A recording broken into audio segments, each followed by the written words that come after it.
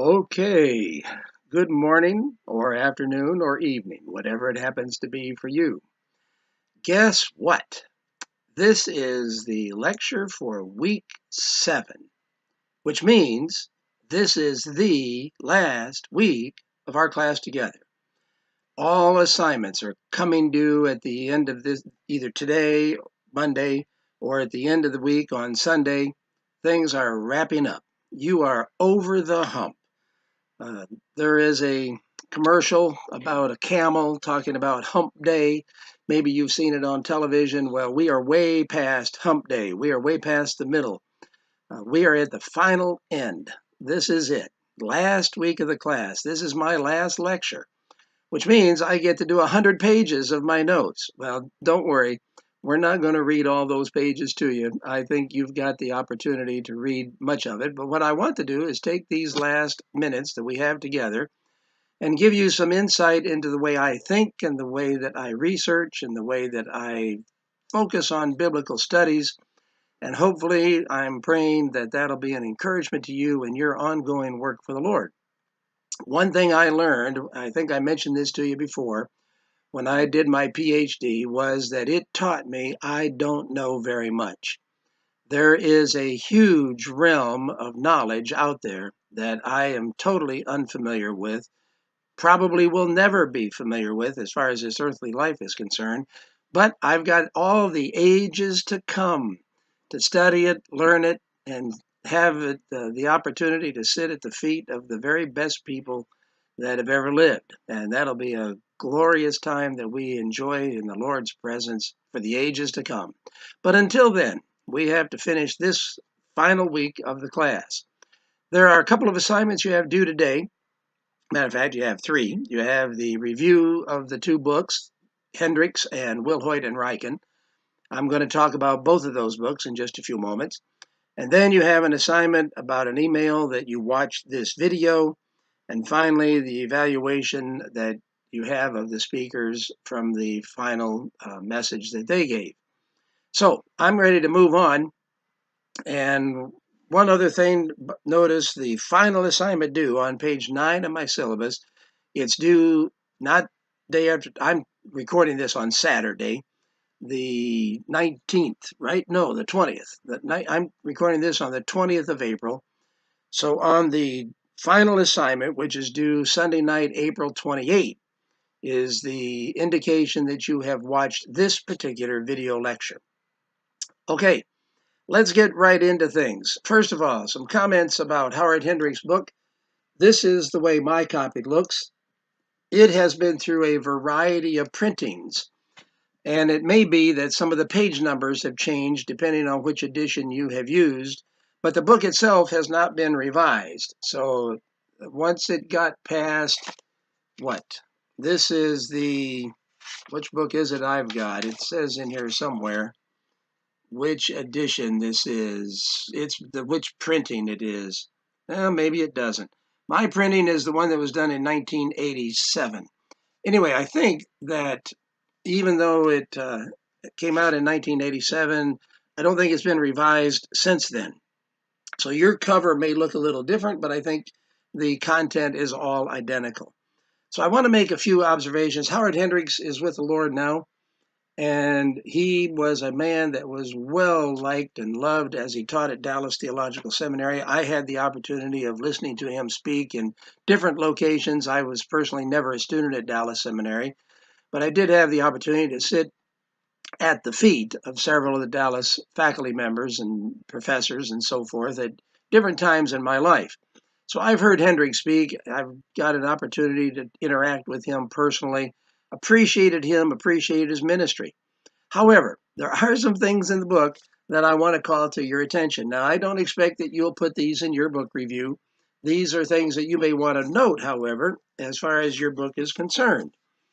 He opens up on in the introduction to the book where it says a passion to communicate. But it's interesting, he's talking about teaching, but have you noticed that he never gets around to giving you an actual definition of teaching until you get to page 83. And finally, on page 83, which is over here on this page in my book, he writes about the middle of the page, think for a moment about what teaching and learning really are. Teaching is causing. Causing what? Causing people to learn. That's the simplest definition I know. So he writes. So finally, after 82 pages of the book, he gets around to giving you his definition of what teaching is. So it's a simple definition, causing people to learn. On page 33, he mentions something which not only is true for professors in educational institutions, but it can also be true for pastors and those of us in other ministries as well.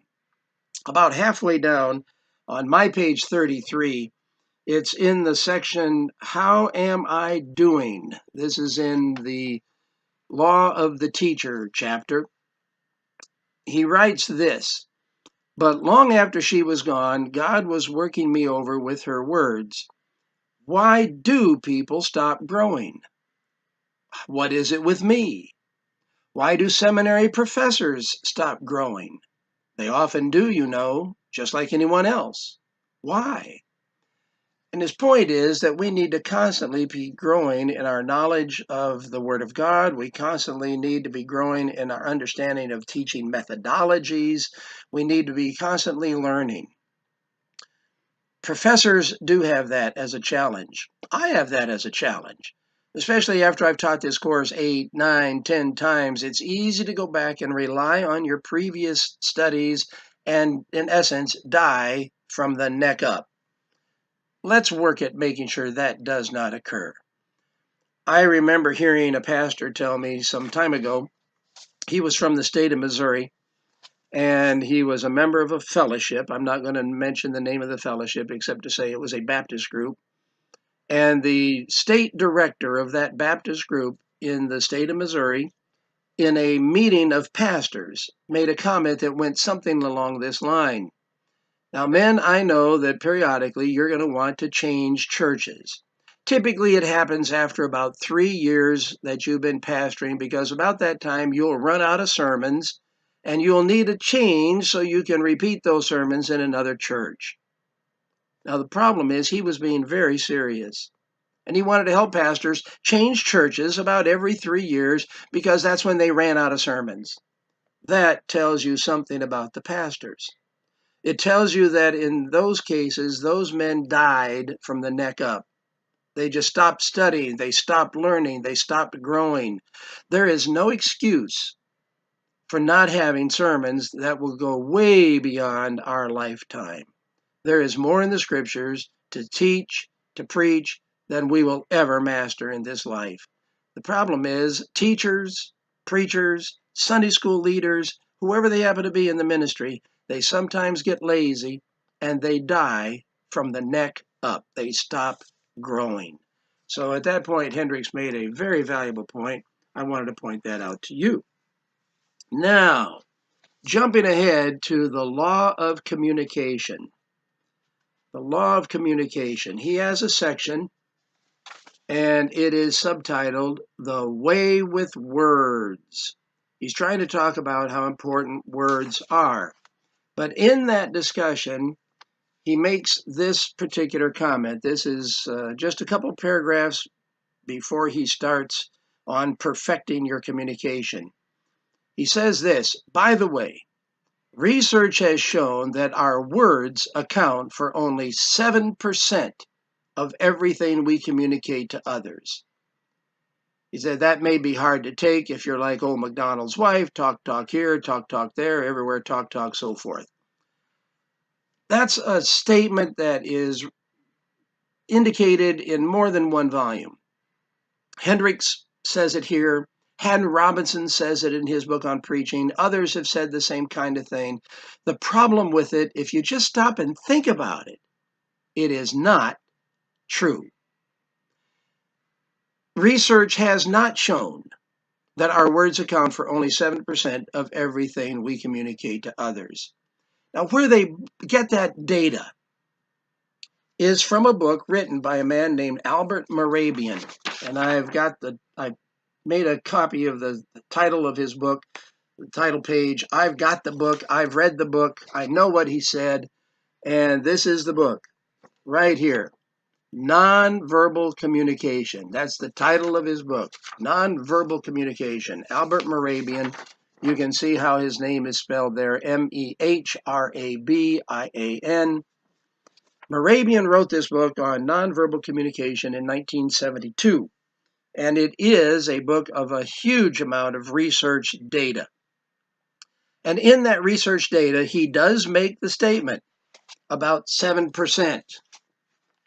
The difficulty is he's talking about the way we communicate emotionally, not intellectually, when he gives that data, when he gives that statistic.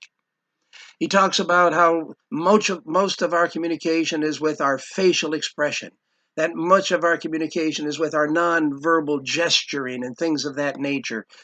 But the problem is, in that section, he's not talking about just communication of ideas as we communicate words to get our ideas across. He's talking about the emotional, the social connection. And he says 7% of the emotional, social connection is done with things, with our words. And 93% is done with this other stuff, the nonverbal stuff. But he's not talking about the communication of details, of intellectual ideas. That's not his context at all. And he is misrepresented widely in textbooks. And I've got several on my shelves.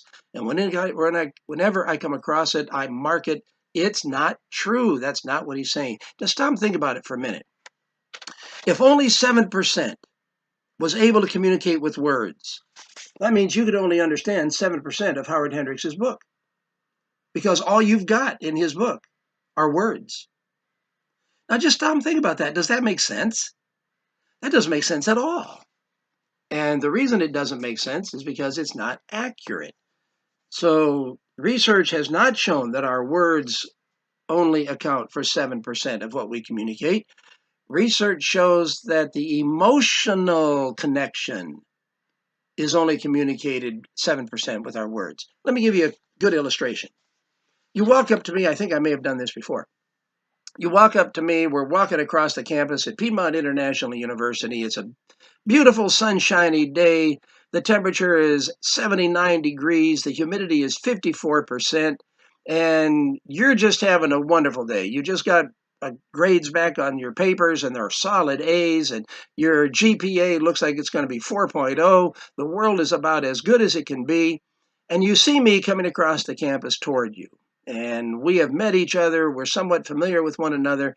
And as we're coming across the campus to each other, you look at me and you say, "Good morning. How are you today?" And I look back at you and I smile and I say, "I'm doing great. This is a wonderful day." And we pass each other. And you have heard my words. I'm doing great. I'm doing fine, whatever I say. And you communicate that, you understand that on the basis of my smile and the tone of my voice. Now listen to the same thing. You meet me going across the campus on that same beautiful day, and you look at me and you say, "Good morning, how are you today?" And I say, "Oh, I'm doing fine. It's a good day, isn't it?" And then I walk on by. Now, in your mind, am I having a good day? I've said the words, "I'm having a good day." I've said the words, "I'm fine." But am I? And you would stop and think, no, he's not fine. There's something going on. The tone of his voice, the look on his face, the way he's carrying himself as he walks across the campus. All of that contradicts what I said with my words. So what are you going to believe? And the vast majority of time, we believe the nonverbal cues over the verbal cues. That's what Mehrabian is talking about. We do communicate with words, but the emotional connection, the emotional contact comes through the nonverbal most of all. That's Mehrabian's point. That's what Hendricks missed. And he's not alone. Others have missed the same thing. Now, the next item I want to comment is the biggest error of all, in my opinion. Chapter 5, The Law of the Heart. After his opening introductory comments, he gets down and he talks about character, compassion, content. He starts out and he says, Socrates summarized the essence of communication with three fascinating concepts that he called ethos, pathos, logos. The next paragraph. Ethos, as Socrates thought of it, meant establishing the credibility of the teacher. Drop down a little bit farther, and you'll find that he keeps referring to that same kind of thing. A couple paragraphs later, he says, pathos, or compassion, concerns how the teacher arouses the passions of his hearers and massages their emotions. Socrates knew that your emotions must run in the direction of your action. The next paragraph. Socrates knew also that speakers and teachers need content, and he called it, interestingly enough, logos. Now, the main problem, and it occurs 1, 2, 3, 4 times, Socrates did not say that. As a matter of fact, Socrates did not write anything that we have today. There is not one extant writing of Socrates. None. Zero. Anything we know about what Socrates said comes from other sources. For example, Plato is our biggest source for what Socrates supposedly said. But what we're getting when we read writers like Plato, we're getting Plato's understanding of what Socrates said. He may or may not have actually said it.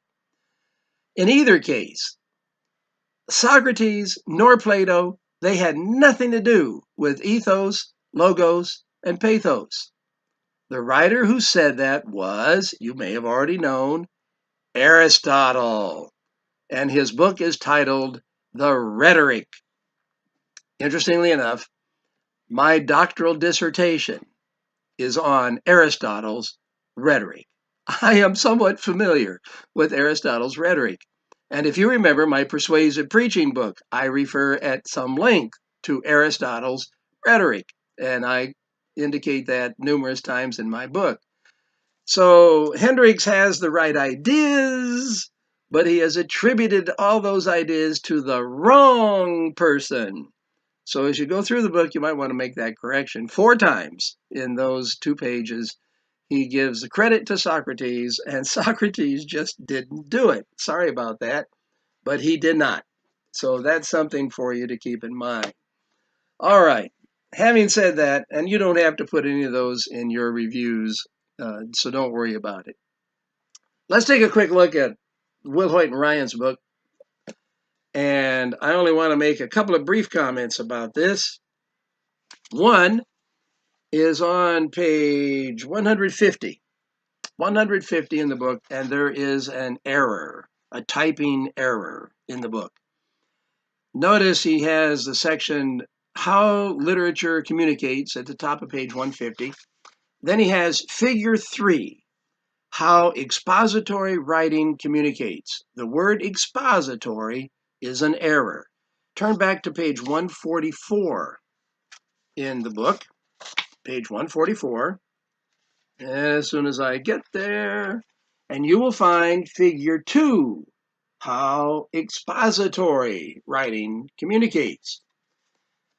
On page 150, it should not be How Expository Writing Communicates. It should be figure 3, How Literary Writing Communicates. So I would suggest you make that change. That is an error, typing error, content error, whatever you want to call it. It's a word error, whatever you want to call it. It should be How Literary Writing Communicates, not How Expository Writing Communicates. The only other thing I want to mention is where, and normally I don't comment on these kinds of things, but I think this one is crucial enough that I do want to comment on it. It's on page 168. And after the line that goes all the way across the page, about halfway down, they have a heading, Poetry as a Form of Fiction. That gives you the implication that the poetic sections of Scripture are fictional. I don't like that term. I like the word figurative, which is an antonym to literal, which they use on page 170 as a contrasting term. I like the term figurative. Yes, poetry has a lot of emotional things. Yes, poetry uses numerous figures of speech. Yes, poetry uses, for example, hyperbole. No question about that. I appreciate poetry. I love poetry. I love the poetry of the Bible, but it is not fictional. That is made up, not realistic. That's not what it is. So I like the word figurative in this particular case. I think that's a good synonym that you can use, another that you could use in this term, substitute. So that's my personal preference. I just don't like that word fiction. Not when it comes to Scripture. And we interpret the Bible in a normal way. They do it again on page 170, about halfway down the page. They say other people will find it threatening to be told that there is a fictional element in the Bible. Do not back down on the issue. You don't have to back down if you use the word figurative. I disagree with them on that word fictional. That's my personal opinion. You'll notice down at the bottom of page 170, under the section How Poems Are Organized, understanding biblical poetry, first of all, requires that we know how to interpret with figurative language. See, there they use the word, and I think that's a much better word.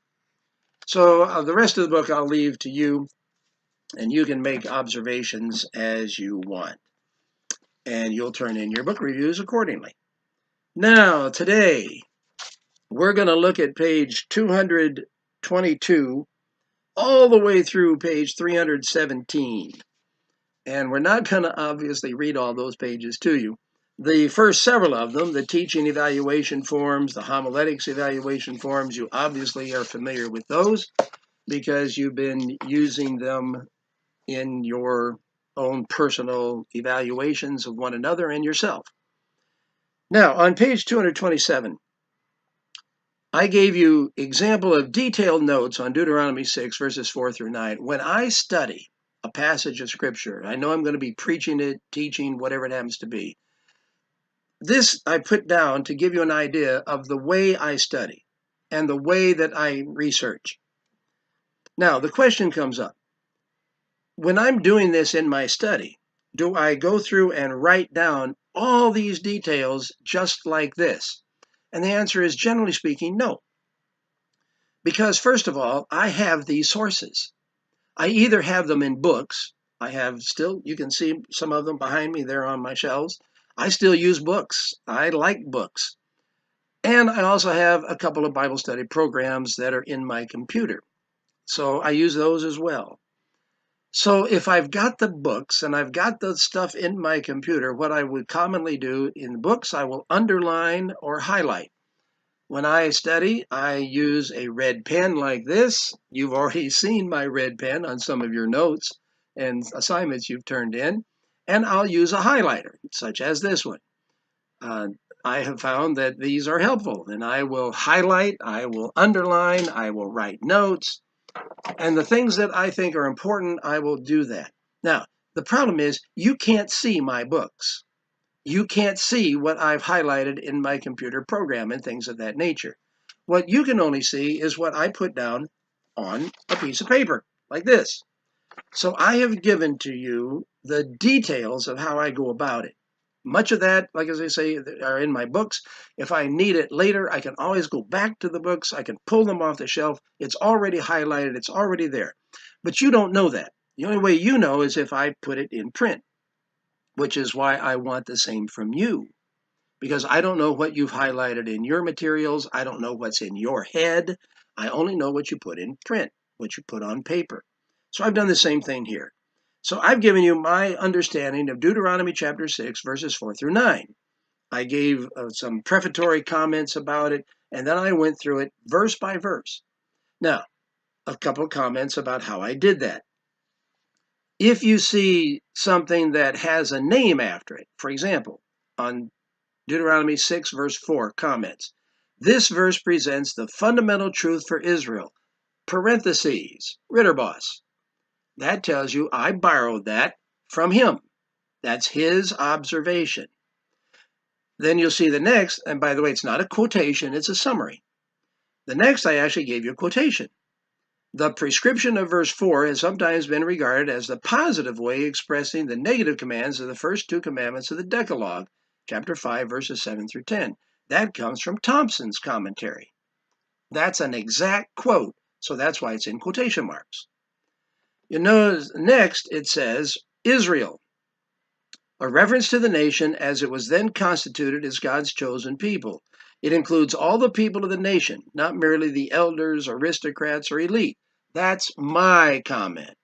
You notice there is no other name after it. If there's no other name after it, that's my personal observation. I wrote that down. So as you go through, you see what they all are, down under the word here. I said the verb is used in 4:1, 5:1, 9:1, and the same idea is found in 10:12, 26:10, 31:19. That's my observation. I also said the Hebrew verb implies a careful listening with intelligence, so forth. And that, again, is my observation. So when you see my comment, it's just there. If you see that I have taken it from someone else, I've given you the quotation. And I went through every single verse and gave you that detail. So that is what I did for those first several pages.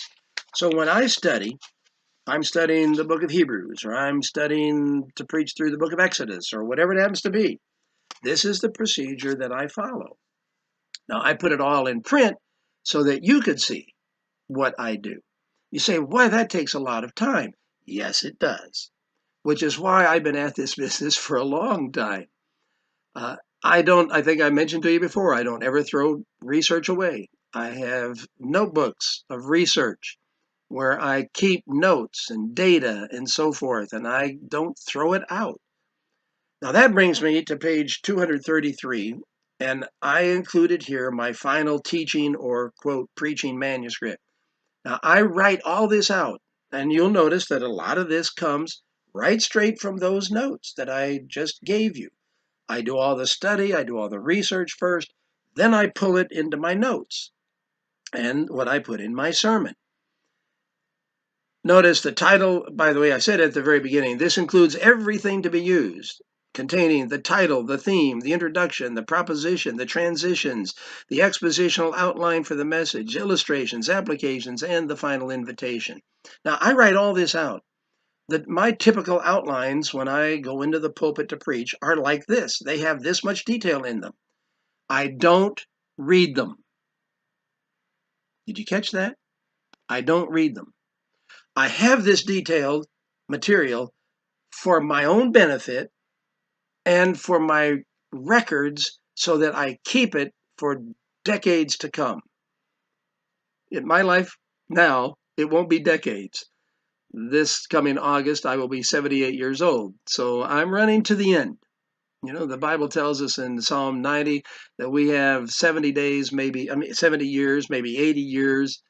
My 80 years are getting close. So I don't have a lot of time left. My mother is 99. I mentioned that to you before. She's still alive. She still has dementia quite badly. But I may or may not make it that long. But even if I did, I don't have a whole lot of useful years left. That's my guess. I'm trying to use them now to the best of my ability. But I want this material. My son is a pastor. He's actually an associate pastor. He preaches, he studies, he researches, and when I die, all of my material is going to my son.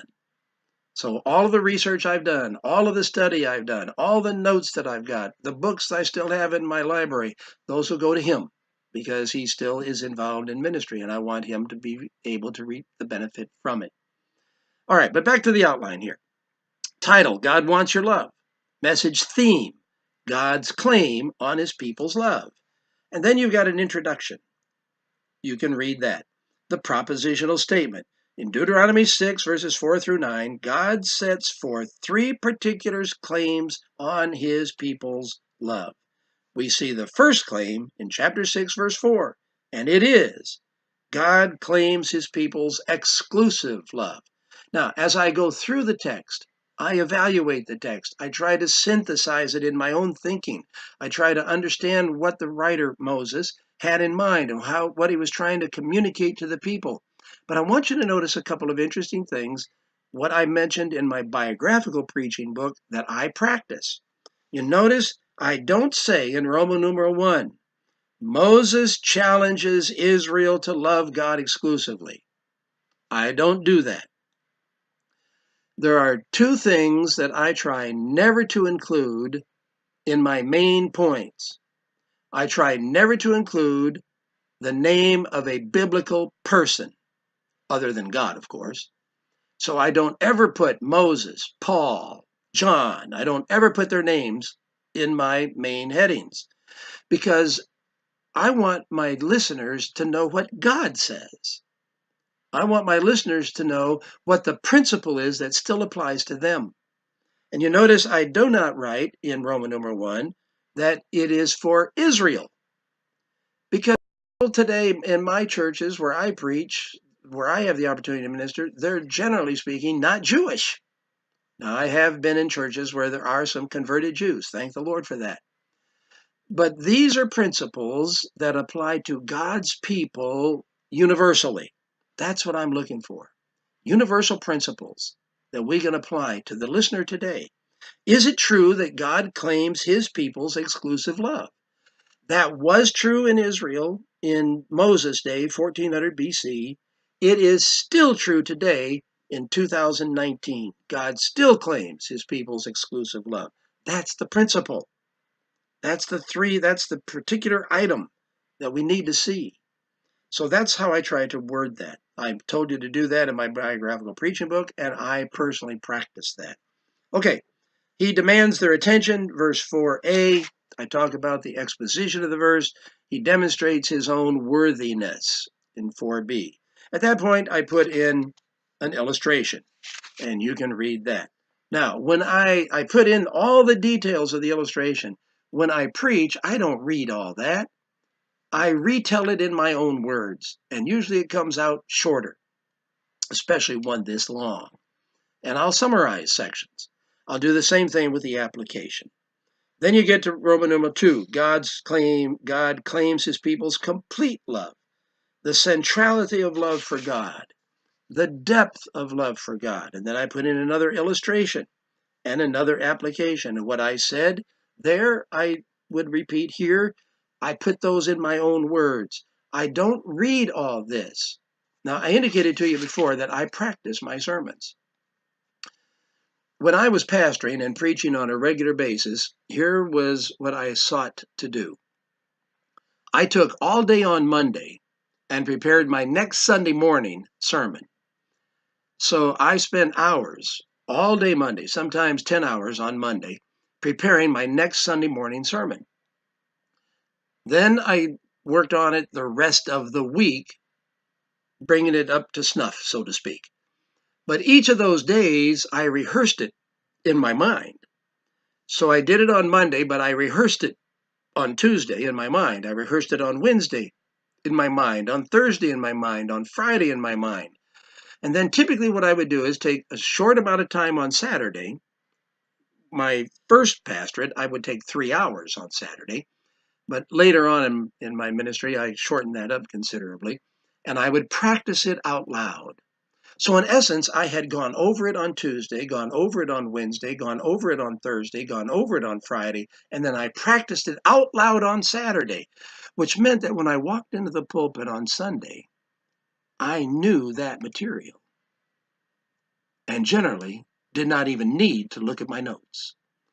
But my brain, like anybody else's brain, can have lapses, which is why I had my notes. Sometimes I would think to myself, where am I? And I'd look at my notes and find out. I'll tell you a little story. There was one sermon I was preaching. I had 4 principles. And as I was preaching, I realized I was getting toward the end of the sermon. I was on principle number 4, and it dawned on me I had totally skipped principle number 3. That's because I wasn't looking at my notes. I'm preaching from basically my experience of the whole week. And I thought to myself, it's amazing how you can do 2 things at once. I can be preaching and I'm thinking about what am I going to do in this problem, and I just decided I'm just going to forget it. I'm just not even going to mention the point I missed. I'm just going to close the sermon. And I did. The funny thing was, as we were driving home after church that morning, my daughter, who was about junior high age that time, she said, "Hey, Dad, I only got 3 of your 4 points." At which time I had to confess the reason she only got 3 was because that's all I had. So there are times my brain just checks out on sometimes, and that's why I do have notes. If I realize my brain is checked out, I will look down at my notes, see where I am, look back at the people, and see where I need to be. But sometimes that doesn't happen. All right, you can see where it goes as the outline proceeds, again, in great detail. But do I read all of this? No. Question comes up, how long do I usually preach? Usually it's roughly around 40 minutes. If you watched the link I sent you of the last time I preached here at Community Bible Church on the life of Samson, you saw on that particular sermon, I think I went 41 minutes, something like that. That's about what I do, somewhere in that area. If I drop it down to 30, nobody seems to complain. Okay, now on page 241, I gave you the outline that went in the church bulletin that people could follow as I was preaching. So I've given it to you in expanded form. When it goes in the church bulletin, it's on a half sheet of paper, front and back. Sometimes it'll be over the front and back. It'll overlap, in which case I'll just have a folded sheet like this. But I like to have blanks for people to fill in. And that's because not everybody is verbal. Sometimes people are more kinesthetic, as we talked about before, and they need to be doing something. So I've given them something to do. Now I took that and applied it to a sample lesson plan if I were going to be in a teaching situation on pages 243 to 245. Now that brings me to the article that I gave you from Revelation. How do I get excited about writing an article? And I have written, for publication, I've written about 40 scholarly articles. I have written articles for common publication, for example, in the old Moody Monthly Magazine or the Good News Broadcaster or the Baptist Bulletin or something like that. I have written a lot for the Gospel Herald and the Sunday School Times. I have over 200 articles that are in print, and in addition to my 2 books. But one of the things that I've done, as I study through Scripture, as I study a particular passage, I often just come up with questions that I don't find answers to right away. So, for example, I was reading and I was actually studying and teaching the book of Revelation at Northwest Baptist Seminary. It was a class. I had taught the book before, but there was something that just jumped out at me as I taught it at Northwest Baptist Seminary. We got to the end of the book, and you're looking at the New Jerusalem. And the Bible tells us there is no temple there. Did you stop to think that through carefully? So you're looking at the heavenly city itself. And the book of Revelation says there's no temple in it. You say, well, now, whoa, hold it just a second. I've just been studying through the whole book of Revelation. I've been reading the book of Revelation, and I have found that the temple in heaven is mentioned a few times. There is a voice, the voice of God, that speaks from the temple in heaven. There's an angel who comes out of the temple in heaven. And now we get to the end of the book of Revelation, and the Bible tells us there's no temple there. And you say, whoa, wait a second. I just read there's a temple, there's a temple, there's a temple, there's a temple, and now I find out there's no temple.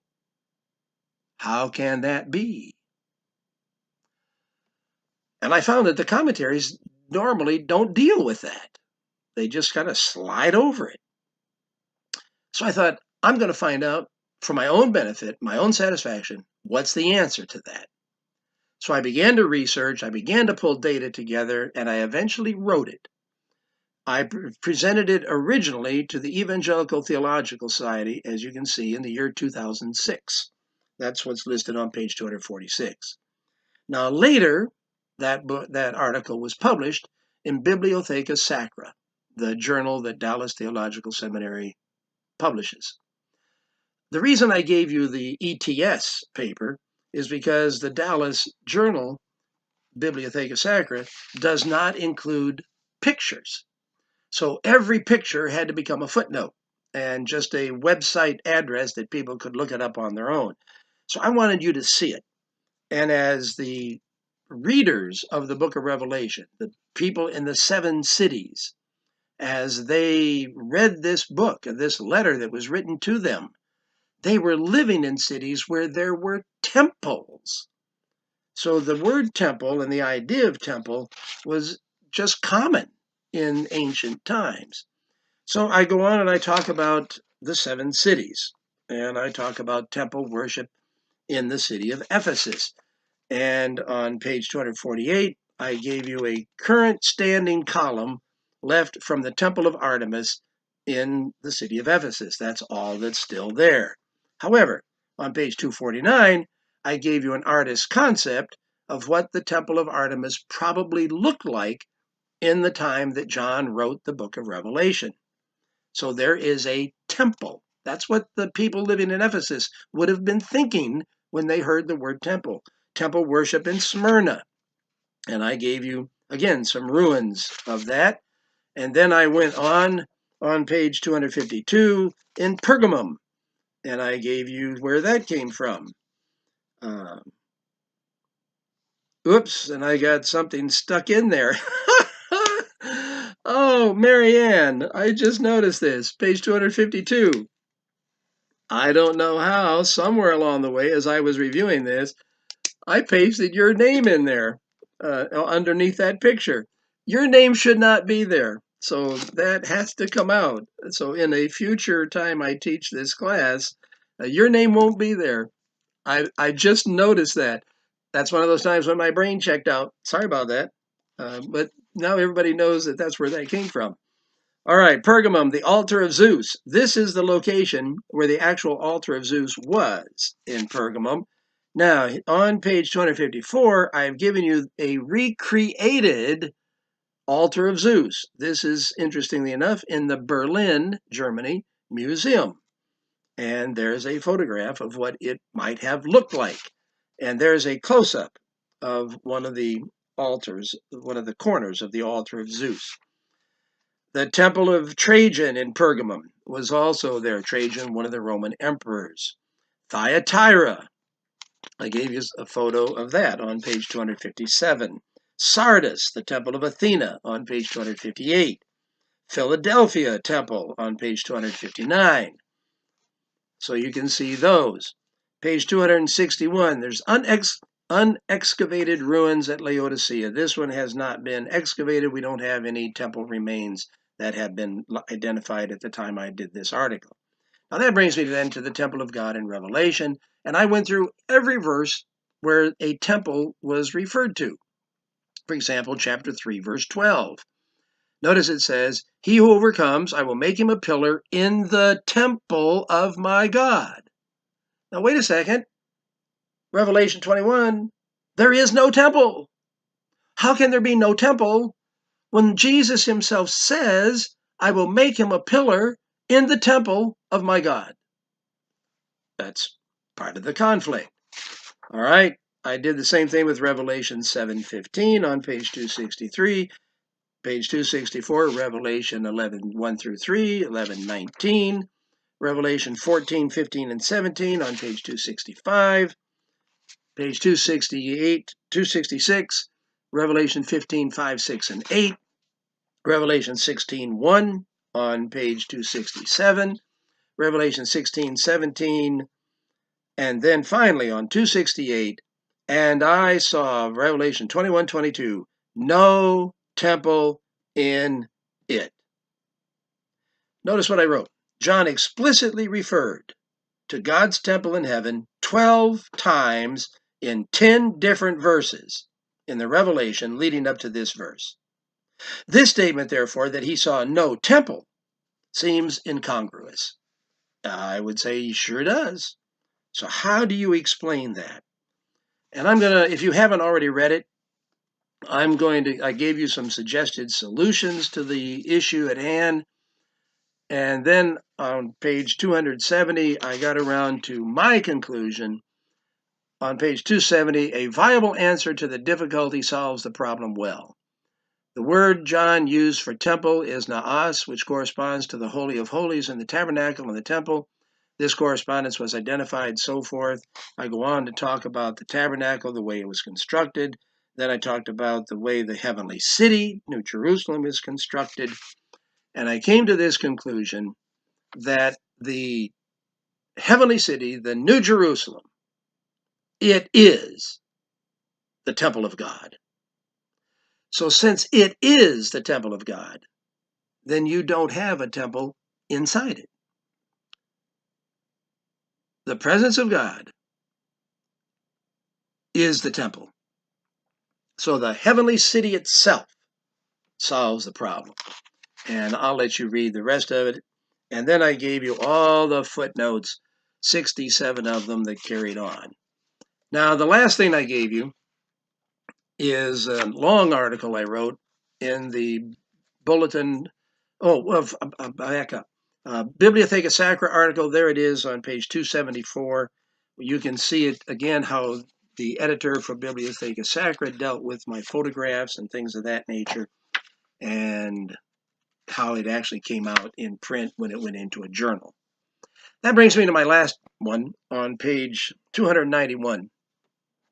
This was probably the article, out of all my articles, I probably spent more time on this one than any other. I spent a huge amount of time researching because this was, again, something that just caught my attention. Did you ever notice, well, maybe you didn't notice, but I've done a lot of reading in the classical literature. I did my doctoral dissertation on Aristotle. I have a library of many, many volumes of the Loeb classical set. And in my reading of ancient writers, I noticed that they often referred to people of varying ages using different words.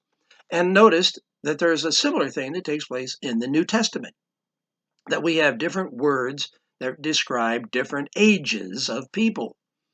For example, in John chapter 3, the word that's used of Nicodemus, where he talks about being old, is the Greek word geron. And it's only used once in the whole Bible, in the whole New Testament, and it's used of Nicodemus in John chapter 3. It's the word from which we get our English word gerontology, somebody who is old.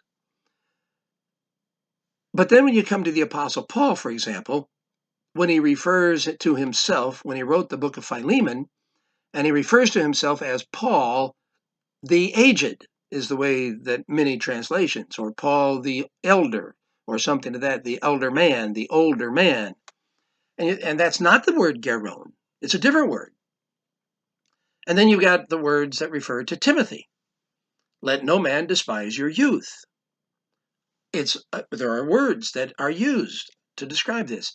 So I was wondering, so when it uses the word older, like Paul does for himself in the book of Philemon, or if it uses the word geron, as it did for Nicodemus, or if it uses the word youth, like it does for Timothy, how old were they?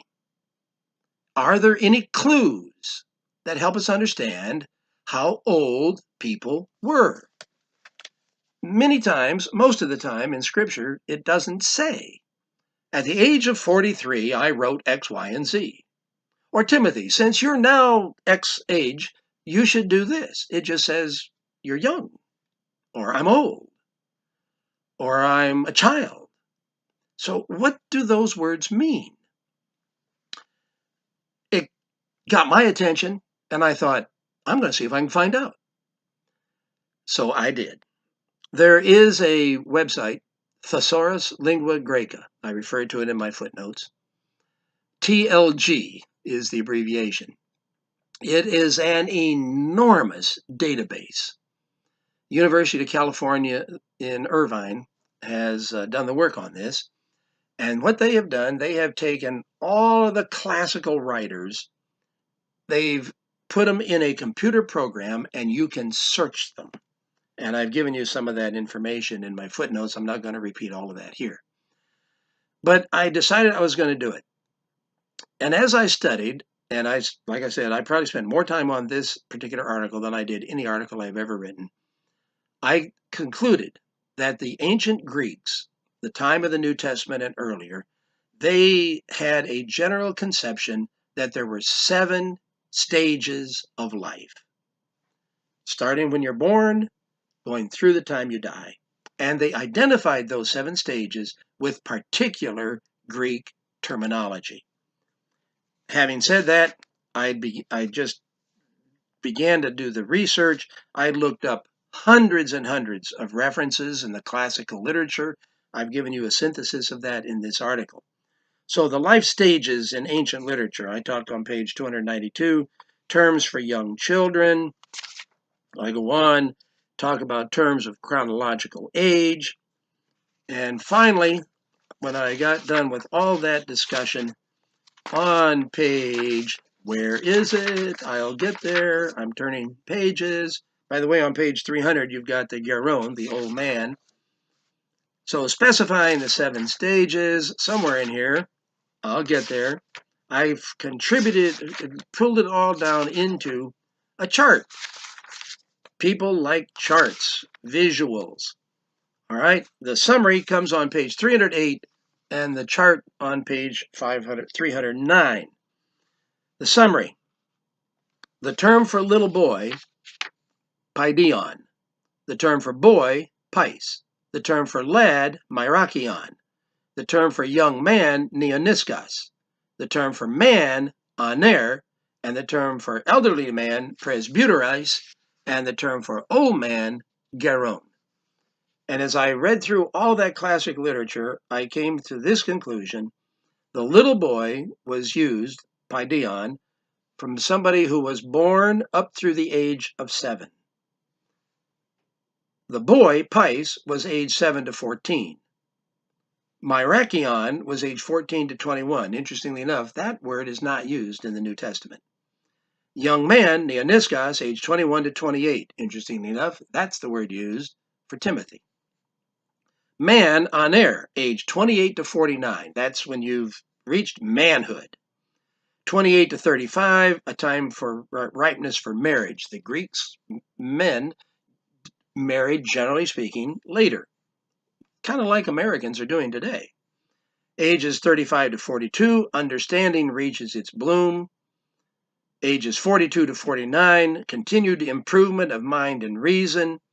Age 49 to 56, you're elderly. By the way, this is the word Paul uses for himself in the book of Philemon. So that gives you a clue on his chronological age as you go through the ministry of his life. He was about mid-50s when he wrote Philemon. And then Geron is when you're an old man. That's age 56 up until death. Age 56 to 63, time for patience and gentleness. I'm on page 309. Age 63 through death. Supposedly, the Greeks thought you'd live to be about 70, and then you'd die. The bodily organs fail. By the way, I did find a reference to a woman who was in her 90s. She was still called a Geron. So no matter how long you lived, once you hit age 56, that was your final stage of life, as far as the Greeks were concerned. So I gave you a chart on page 309.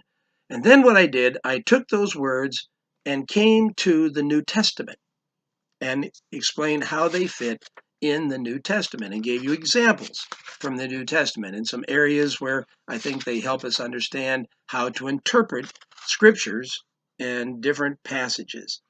For example, the word young man refers to Timothy. So when Paul wrote Timothy and said, "Let no man despise your youth," Timothy was probably late 20s. I would argue he was assuredly late 20s. I know commentators commonly say something like he was 40, and then they'll put BDAG, Arndt and Gingrich lexicon, and Arndt and Gingrich lexicon do say that. But if you look it up, which I did, look up the references they use, which I did, that's not what it says. So nobody ever checked it, apparently. Well, I checked it, went back and looked at the original sources. And then you've got Geron. By the way, I gave the rationale why I thought Timothy was in his late 20s. Then you've got man, and finally the elderly man, and then the old man, Geron, which is used of Nicodemus. And that brings me to page 317, which is the last page of my notes. So this was just, again, one of those things that got my attention, and I said, I'm going to study that and find an answer. So I did. And most of the articles that I have written, most, not all, but the scholarly type articles, most of those articles came about as a result of something that got my attention. I wrote an article that was in the Master's Seminary Journal on Israel's crossing of the Red Sea. That was something I just had an interest in. I thought, I need to find the answer to that. So I wrote the article. I did another one in the Master's Seminary Journal on poetry in the Old Testament and how do you interpret it. And I focused much on the book of Psalms and how we need to understand the book of Psalms through understanding the poetry of the Bible. So these are things that just got my attention. And since they got my attention, as I'm reading the scriptures, studying the scriptures, I thought, I want to find the answer. This is one of the ways that mentally I try to stay young. I do not want to die from the neck up. I want to try and stay sharp as long as I can. So here I am. Am I currently writing any articles? I am not currently writing one right now, but I'm getting ready to. Did you ever stop to think when Jesus was in the Garden of Gethsemane and he prayed, "My Father, let this cup pass from me. Nevertheless, not my will, but yours be done." What was that cup? Was he praying, "Lord, I don't want to die. Take this death away from me"? Is that what he was praying? I don't think so. So I'm in the process of starting to gather information on that. And one of these days, I'm going to put that in and I'm going to write an article.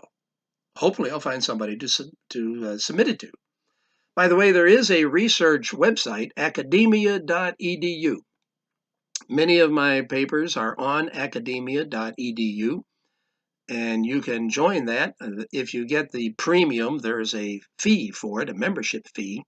Occasionally, they'll have a special where you can get a whole year's membership and only pay for 6 months. So you might want to watch that. There's another website that you might want to also check. It's called Tren, T-R-E-N. And I don't remember if it's .com or .org. Either way, if you go on that, you can find papers that were submitted at various scholarly materials, journals. You can find theses and dissertations from various seminaries. And if you go on Tren, you'll again find some of my stuff that's there. The editor years ago, I don't know if he's still there now or not, his name was, interestingly enough, Bob Jones. So he and I talked numerous times on the telephone. Since I'm a Bob Jones University graduate, that was an interesting connection that we had. He's not connected with Bob Jones University, just happens to have the same name. So there's a couple of possibilities for you. There are a couple of possibilities for you. Tren is one, and academia.edu is another. All right, I am now approaching 1 hour, so I'm going to stop. And if all goes well, I'm actually going to stop before the 1 hour. That'll be remarkable. So you have a great time. I'm looking forward to getting your final assignments. This course is about done. Wow, how happy we are. All right, God bless you. Trust that the Lord's going to work in your lives and give you effective ministries for His glory. Bye now.